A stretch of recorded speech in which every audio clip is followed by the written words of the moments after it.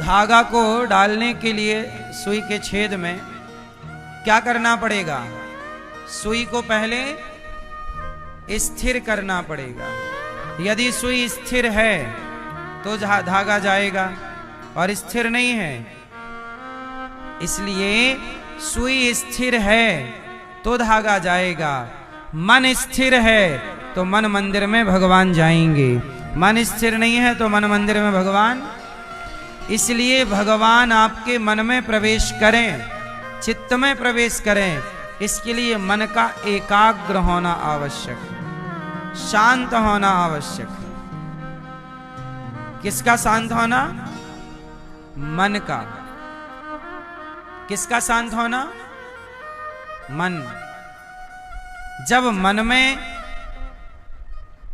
भटकाव होगा, मन में चंचलता होगी, तो याद रखिएगा, तालाब का पानी और नदी का पानी, तालाब के पानी में और नदी के पानी में अंतर क्या है जानते हैं? क्या अंतर है? तालाब के पानी में आपका चित्र दिखता है, यदि शांत है जल तो आप झांकिए, आपका प्रतिबिंब नजर आएगा। जबकि नदी के पानी में आज तक किसी का प्रतिबिंब नजर नहीं आया, क्योंकि वो पानी चंचल है, और तालाब का पानी शांत है। जब स्थिर पानी, शांत पानी होगा तो उसमें प्रतिबिंब प्रकट होगा। ऐसे ही जब मन शांत होगा तो शांत मन में ही परमात्मा प्रकट होंगे। चंचल मन में संभव नहीं है। इसलिए सबसे पहले अपने को कंट्रोल, धीरे धीरे रे मना, धीरे से सब होए, धीरे धीरे मन को कंट्रोल कीजिए। और मन को कहां लगाएंगे? भगवान की कथा में, कीर्तन में, नाम में।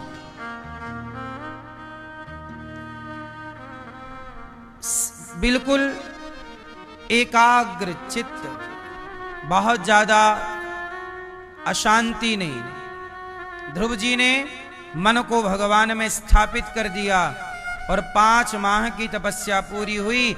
6ठा माह लगते ही प्राणवायु रोक ली, श्वास लेना बंद कर दिया। और जब श्वास की गति रुकी तो देवताओं की सिंहासन हिल गई। इंद्र आए, प्रभु ये हमारी सांस नहीं आ रही है, और भूकंप चल रहा है स्वर्ग में। भगवान बोले कि सांस इसलिए नहीं आ रही है क्योंकि भक्त ने अपनी सांस रोक रखी है। तो इंद्र बोले कि प्रभु जाओ दर्शन दो उस भक्त को। भगवान बोले नहीं, ध्रुव जैसे छोटे से भक्त को मैं दर्शन नहीं दूंगा, ऐसे तपस्वी भक्तों का तो मैं खुद दर्शन करता हूं। भगवान के भी ऐसे भक्त भगवान को रोज नसीब थोड़ी होते हैं। भगवान के भाग्य में भी ध्रुव जैसे भक्त रोज नहीं है। भगवान के भाग्य में भी ध्रुव जैसे भक्त रोज, किसी किसी युग में ऐसे भक्त भगवान को मिलते हैं। भगवान प्रकट हो गए, शंख चक्र गदा लेकर चतुर्भुज रूप में भगवान श्रीमन्नारायण ने श्री हरि का अवतार ले लिया। कौन सा अवतार? श्री हरि। हरि जो हम सबके दुख को हर लें, उनका नाम हरि। जो हम सबके दुख को, सबके दुख को हर लें, उनका नाम हरि। अब श्री ध्रुव जी महाराज आंखें बंद किए हैं और भगवान श्री हरि सामने खड़े हैं, पर ध्रुव जी आंखें नहीं खोल रहे हैं। क्यों?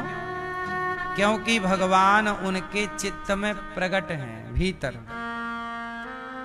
तो ध्रुव जी को आंखें खोलने की जरूरत नहीं है, क्योंकि वो तो भीतर प्रकट हैं। और जब भीतर प्रकट हैं तो आंखें खोलने की जरूरत क्या। पर भगवान को लगा कि मैं खड़ा हूं, मेरा भक्त तो आंखें खोल ही नहीं रहा। तो भगवान ने क्या किया, ध्रुव जी की आंखें खोलने के लिए जो भगवान भीतर थे ध्रुव जी के प्रकट चित्त में, वो अंतर्धान हो गए। और जैसे ही अंतर्धान हुए तो ध्रुव जी छटपटाए कि वो छवि कहां गई। और जैसे ही आंख खोली तो वही चतुर्भुज भगवान श्री हरि सामने खड़े थे। ध्रुव जी दौड़कर चरणों में गिर पड़े। कहा, प्रभु आपने मुझे कृतार्थ कर दिया दर्शन देकर। मैं इस योग्य नहीं था, आपने मुझे कृतार्थ किया है दर्शन देकर। भगवान ने कहा, ध्रुव तुमने छोटी सी उम्र में मेरी इतनी भक्ति की, इतना त्याग किया, इतनी घोर तपस्या की, मैं प्रसन्न हूं पुत्र, कुछ मांग लो, क्या चाहते हो। भगवान ने कहा, कुछ मांग लो। ध्रुव जी ने कहा, नहीं, मां ने ये तो कहा था कि तपस्या करना, मांगना है, ऐसा मां ने नहीं कहा। मैं मांगूं क्या, कुछ नहीं, आप मिल गए, और क्या चाहिए। भगवान की स्तुति करना चाहते हैं ध्रुव जी, पर ध्रुव जी पढ़े लिखे तो है नहीं, बालक ही अभी 5 साल के, विद्यालय गए नहीं, तपस्या करने चले गए, पर स्तुति करना चाहते हैं। अब ध्रुव जी ने जब भगवान समझ गए कि ये कुछ कहना चाहते हैं पर कह नहीं पा रहे, तब भगवान ने अपने शंख का स्पर्श भगवान ने ध्रुव जी के गालों में कराया, गालों को छू दिया शंख से। तो ध्रुव जी को सारी विद्याओं का ज्ञान हो गया। भगवान जब कृपा करते हैं तो मूर्ख भी ज्ञानी हो जाता, और जब कृपा ना होए तो ज्ञानी भी। गीता में भगवान ने कहा, गीता के महात्म्य में, मूकं करोति वाचालं पंगुं लंघयते गिरिं यत्कृपातमहं वन्दे परमानंदं माधवम। मूकं करोति वाचालम, भगवान क्या कह रहे हैं, मूकं करोति। भगवान जब कृपा करते हैं तो मूकम, गूंगा भी बोलने लग जाता है, पंगुम, लंगड़ा भी पहाड़ लांग जाता है। यत कृपा तमहम वंदे परमानंदम माधवम, भगवान की कृपा हो तो परम आनंद की प्राप्ति हो जाती है। इसलिए मेरी माँ, अब एक छोटा सा सवाल मैं यहाँ आपसे पूछूंगा, बताइए बताइए, ज्ञानी कौन है और मूर्ख कौन है। मैया बताएंगी चश्मा वाली, ज्ञानी कौन और मूर्ख कौन। मैया बताओ, पीली मैया बताओ, आप ज्ञानी कौन और मूर्ख कौन, आप बताओ, आप बताओ मेरी मां, ज्ञानी कौन और मूर्ख कौन। नहीं बताएंगे आप बताओ, ज्ञानी कौन मूर्ख कौन।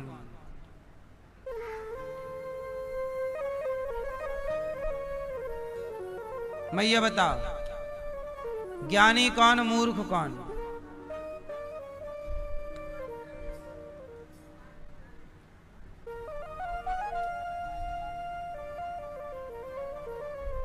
सुनो, कोई ज्ञानी नहीं और कोई मूर्ख नहीं, ये हम नहीं कह रहे हैं, रामचरितमानस में ऐसा लिखा है, ज्ञानी मूढ़ न कोई, कोई ज्ञानी नहीं होता और कोई मूर्ख नहीं होता। तो फिर बोले हाँ, बोले भगवान जिसे जब जैसा बना दें उस समय वो वैसा बन जाता है। ज्ञानी बना दें तो ज्ञानी और मूर्ख बना दें तो रावण जैसे ज्ञानी मूर्ख बन गए। रावण जैसे ज्ञानी, आप क्या कहेंगे रावण को, मूर्ख के ज्ञानी? उत्तर दो। रावण ज्ञानी है कि मूर्ख है? हैं? रावण इतना ज्ञानी है कि रावण ने ही शिव तांडव पढ़ते हो ना, जटाटवी गलज्ज्वल प्रवाह पावित स्थले गले वलम विलंबिताम भुजंग तुंग मालिकाम डमट डमट डमट डमन्नी नादवट डमर वयम चकार चंड तांडवम तनोतुना शिवः शिवम। ये कौन लिखा है? ये रावण की रचना है। रावण बड़ा ज्ञानी है। रावण, आज भी रावण संहिता नाम की पुस्तक मिलती है पुस्तकों की दुकान में, उसका नाम ही है रावण संहिता। क्या नाम है पुस्तक का? वो रावण की लिखी है, आज भी बिकती है बाजार में। ज्योतिष की बहुत बड़ी पुस्तक है। रावण बहुत बड़ा ज्योतिषज्ञ था, उसकी पुस्तकें आज भी बाजार में मिलती हैं, उसकी लिखी रावण संहिता ही नाम है उसका।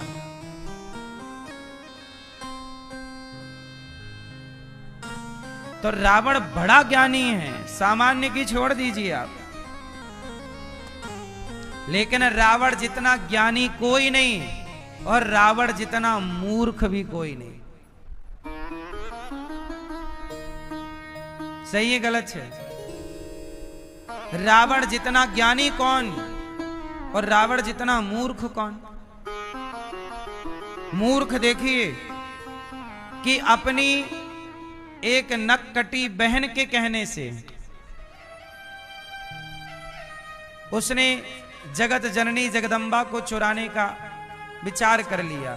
अरे रावण, तुम तो ज्ञानी थे, अपनी उस बहन के बारे में जरा सोचते तो कि वो बहन की नाक कैसे कट गई, पड़ताल तो करते।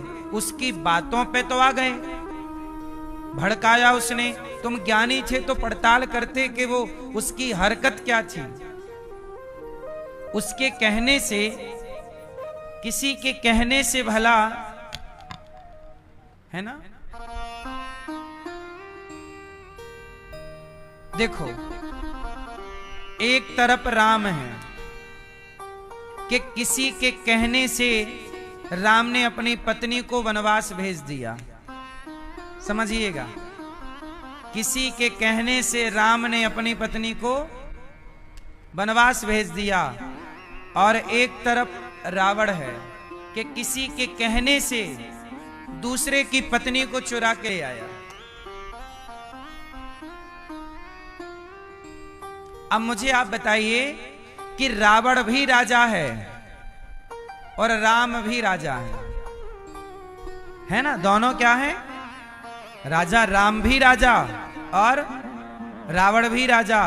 रावण किसी के कहने से किसी की पत्नी को चुरा लाता है, और राम जी किसी के कहने से अपनी पत्नी को वनवास भेज देते हैं। अब बताओ, अब इन दोनों में एक चीज कॉमन है, किसी के कहने से। इन दोनों में एक शब्द कॉमन क्या है? किसी के कहने से। ये बात कॉमन है, ये दोनों जगह लागू हो रही है। किसी के कहने से किसी की पत्नी को चुरा लाना और किसी के कहने से अपनी पत्नी को घर से निकाल देना।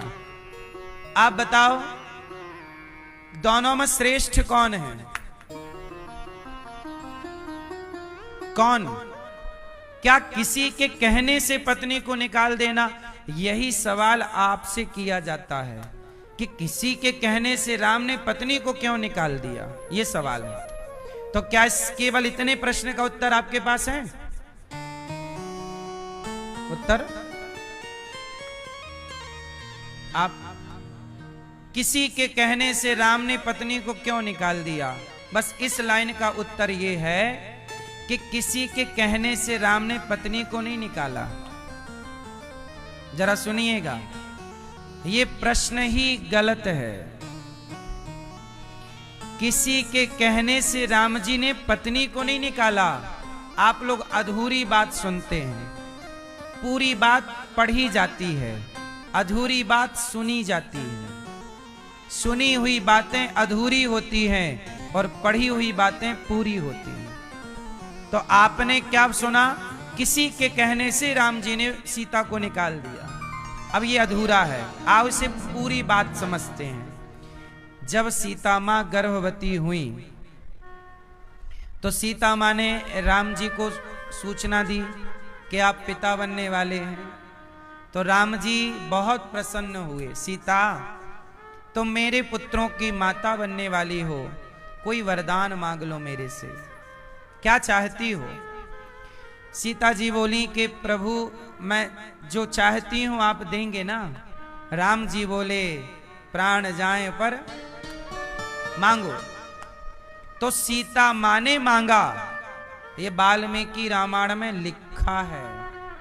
सीता मां ने क्या मांगा कि राम जी, मैं चाहती हूं कि मेरे बच्चों को मैं किसी संत की कुटिया में जन्म दूं, अयोध्या में नहीं। यदि आप मुझे कुछ देना चाहते हैं तो मुझे कुछ समय का वनवास दे दीजिए। ये सीता जी ने मांगा। क्यों मांगा? बच्चों के भविष्य के लिए। सीता मां कैकेयी मां से बहुत डरती हैं। सीता मां किससे डरती हैं? कैकेयी से। क्यों? कैकेयी के षड्यंत्र से, कि जब इसने अपने षड्यंत्र में महाराज दशरथ को फंसा लिया तो कल मेरे बच्चे होंगे, और कहीं इसने मेरे बच्चों को फंसा लिया अपने षड्यंत्र में, क्योंकि ये बहुत बड़ी षड्यंत्रकारी है। इसका षड्यंत्र का कोई और छोर नहीं। इसलिए सीता मां ने कहा, मैं अपने बच्चों को अयोध्या में यदि जन्म देती हूं तो कल मेरे बच्चे जब कैकेयी के पास जाएंगे मैं कैसे रोकूंगी?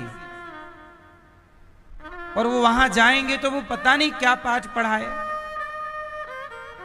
इसलिए राम प्रभु, मैं नहीं चाहती कि मेरे बच्चों पर माता कैकेयी की छाया पड़े।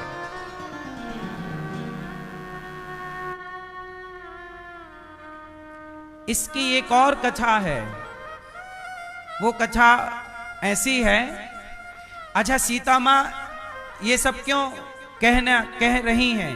इसके पीछे का भी एक कारण है। एक बार क्या हुआ कि सीता मैया से मिलने कैकेयी माता आई सीता जी के कमरे में, और सीता मैया से कैकेयी मां ने पूछा। अच्छा, कैकेयी मां को, सीता जी को ये लगा कि कैकेयी तो अब सुधर गई, भाई गलती करने वाला सॉरी कह दे। कैकेयी मां ने सॉरी कह दिया है। चित्रकूट गई थी मिलने, बहुत रोई कि मेरे कारण राम तुम्हें वनवास मिला, तो सबको लगा कि कैकेयी सुधर गई, पर कैकेयी सुधरी नहीं थी। इनका षड्यंत्र दूसरी बार भी चला। और इसकी कथा ऐसी है कि एक बार जब 14 साल के बाद राम आए, राम राजा बने, सिया जी रानी बनी, सब बढ़िया चल रहा था, कि एक दिन की बात है कि सीता मां के कमरे में माता कैकेयी आती हैं। आओ मां, आओ आओ। कैकेयी मां ने स्वागत किया, मां आई हैं। अब तो किसी के अंदर कोई गिला शिकवा नहीं है ना, लेकिन अब भीतर के अंदर की कौन जाने। तो कैकेयी मां ने सीता जी से कहा कि सीता, ये बताओ, तुम लंका में थी रावण के यहां, बताओ रावण दिखने में कैसा था? रावण दिखने में कैसा था? तब अब कैकेयी पूछ रही हैं। कैकेयी क्या पूछ रही हैं? कि रावण दिखने में कैसा था? सीता जी बोली, मैंने तो देखा ही नहीं, मैं कैसे बताऊं? सीता मां ने कहा, मैंने रावण को आज तक, अच्छा सीता जी ने लंका में रावण को नहीं देखा। जब रावण आता था और सीता जी से बात करना चाहता था तो सीता जी एक तिनका हाथ में ले लेती थी और तिनके की ओर देखकर रावण से बात करती थी। तृणधरी ओट कहत वैदेही सुमरि अवधिपति परम स्नेही। तिनके को देखकर सीता मां ने कभी देखा ही नहीं रावण की ओर। ये नारी का चरित्र है भारत की स्त्री का कि वो पति के अतिरिक्त कभी पराये पुरुष की ओर देखती ही नहीं है। यही नारी है। सीता जी ने कहा मैंने देखा ही नहीं कि रावण कैसा दिखता है। ठीक है। कैकेयी मां बोली सीता कुछ तो देखा होगा। अब देखो कैकेयी मां खोद रही है। सीता जी बोली हां, जब रावण ने मेरा अपहरण किया और मुझे अपने विमान में बिठाया तो मैंने नजरें झुकाई थी तो रावण के पांव को देखा था, पांव के अंगूठे को देखा है, सिर्फ पांव के एक अंगूठे को। तो कैकेयी जी बोली कि जरा दीवार पे बनाओ कि रावण के पांव का अंगूठा कैसा था। तो कैकेयी मां ने कलम दी, कहा चित्र बनाओ। अब सीता मैया बना रही हैं रावण के पांव के अंगूठे का चित्र। वो चित्र अंगूठा बना कि तभी सीता जी को कोई काम आ गया तो वो चली गई। अब कमरे में रह गई कैकेयी। तो कैकेयी मां ने क्या किया कि कैकेयी मां ने रावण को देखा था। मतलब रावण जब मरा तो रावण के चित्र पूरे संसार में कि ऐसा रावण था, ऐसा रावण था। रावण के बारे में सबने बताया। भाई पूरे बंदर भालू ना जाके अयोध्या के लोगों को बताए, किसी चित्रकार ने उसका चित्र भी बनाया और पूरे अयोध्या वालों को देखो ऐसा रावण दिखता था जिससे राम ने मारा। तो रावण की खूब फोटो वोटो भी लोगों ने देखी थी उस समय। तो कैकेयी मां ने वो भी फोटो देखी तो अंगूठे का चित्र तो सीता जी ने बना दिया। अब उसके ऊपर पूरा चित्र रावण का कैकेयी जी ने बना दिया और कैकेयी जी बना के चली गई और वो कमरे में बना रह गया रावण का चित्र। तभी आए राम जी। अब जब राम जी कमरे में आए सीता जी से मिलने तो सीता मैया के कमरे में रावण का चित्र। और जब रावण का चित्र देखकर राम जी को कुछ असहज से भय और जैसी कमरे से बाहर निकले माता कैकेयी मिल गई। राम कैसे हो, उदास क्यों हो, परेशान क्यों हो? कैकेयी समझ गई। राम जी ने कुछ कहा नहीं। नहीं, कैकेयी मां बोली कुछ तो गड़बड़ है, क्या हुआ? राम जी बोले मां कुछ नहीं। कैकेयी मां ने बोला राम वो सीता के कमरे में मैं गई थी, किसी का चित्र बना था, वो किसका है? राम जी बोले मां वो चित्र रावण का है। राम जी तो जानते हैं, राम जी रावण को मारे हैं, रावण का फेस याद है। कैकेयी मां बोली कि देख लो राम, अभी भी सीता के अंदर रावण के लिए कुछ जगह है, तब ना कमरे में चित्र बनाया है। कैकेयी मां चाहती थी कि सीता और राम में फूट पड़ जाए। क्या पड़ जाए? अभी कैकेयी मां के स्वभाव में बहुत ज्यादा सुधार नहीं है। सांप को कितना भी दूध पिलाओ वो जहर ही उगलेगा, दुष्ट दुष्ट ही रहेगा, कांटा सारी जिंदगी कांटा ही रहेगा, गुलाब नहीं हो सकता। और गुलाब सारी जिंदगी गुलाब होगा, कांटा नहीं हो सकता।